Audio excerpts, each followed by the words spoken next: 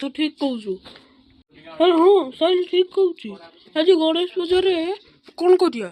ଯାଇକି ଗୋଟେ ବଡ ମୂର୍ତ୍ତିଟେ ଆଣିବା ଆଉ ପେଣ୍ଡାଲ ବି ବହୁତ ସୁନ୍ଦର ସଜେଇବା। ଚାଲ ଆଣିବାକୁ ଯିବା। ହଁ ମୁଁ ଟ୍ରାକ୍ଟର ବାଲାକୁ କଲ୍ କରୁଛି ରହ। ହ୍ୟାଲୋ ଭାଇ, ଗୋଟେ ଟ୍ରାକ୍ଟର ତା ନେଇକି ଆଇବ।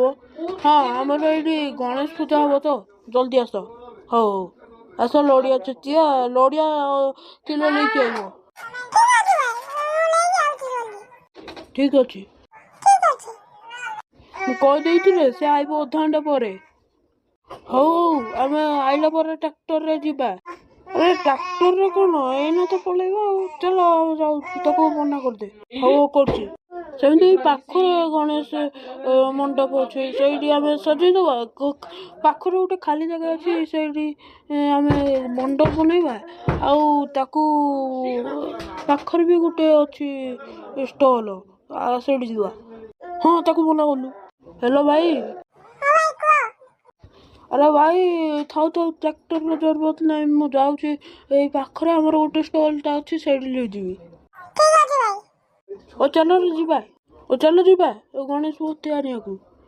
ଚାଲ ଚାଲ। ଆରେ ଏଇ ମୂର୍ତ୍ତି ତ ଭଲ ଲାଗୁଛି, ଆକୁ ନେଇଯିବା। ହଁ କଣ କହୁଛୁ? ଜୟ ଗଣପତି ବାପ୍ପା କି, ଗଣପତି ବାପ୍ପା।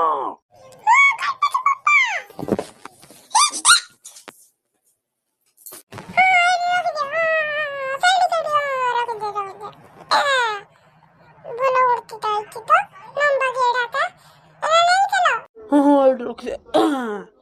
ଭଲ ମୂର୍ତ୍ତିଟା। वाह କି ମୂର୍ତ୍ତି ହେଇଛି ବେ।